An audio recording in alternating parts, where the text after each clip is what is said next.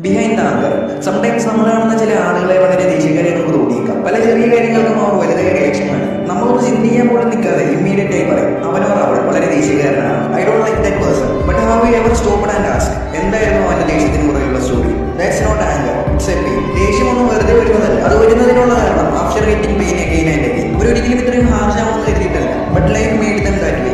Every time they try to open up, പക്ഷെ അവർ അവഗണിക്കപ്പെട്ടു. Slowly they realise nobody really cares, so they build A wall, started reacting fast, speaking less, trusting no one. Because അവരുടെ മനസ്സിലൊരു തിരിച്ചറിവുണ്ടായി, ആരും മനസ്സിലാക്കുന്നില്ല ഞാൻ അനുഭവിക്കുന്ന വേദന. We only see their anger, not tears. We only see their reactions, not reasons. If we try to understand them instead of judge, നമ്മൾ കാണുമായിരിക്കും the most broken heart behind the strongest voice. Yes, our shouting, ദേഷ്യപ്പെടും, but deep inside they are tired of holding it, tired of acting okay. So before calling them root of cause, ഒരു നിമിഷം അവരുടെ ഉള്ളിലേക്ക് നോക്കും. Maybe they are not bad, maybe they are just broken.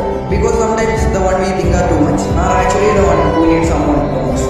So എല്ലാവരും video ഇഷ്ടപ്പെട്ടു എന്ന് പ്രതീക്ഷിക്കുന്നു. അപ്പോൾ വീഡിയോ ഇഷ്ടപ്പെട്ടുണ്ടെങ്കിൽ എല്ലാവരും ദിവസവും ലൈക്ക് അടിക്കുക. അതുപോലെ ഈ വീഡിയോ കാണുന്ന എല്ലാവരും മാക്സിമം ഫോളോ ചെയ്യാൻ ശ്രമിക്കുക. ഓക്കെ, നമുക്ക് 10K ടാർഗറ്റ്. അപ്പോൾ വീഡിയോ കാണുന്ന എല്ലാവരും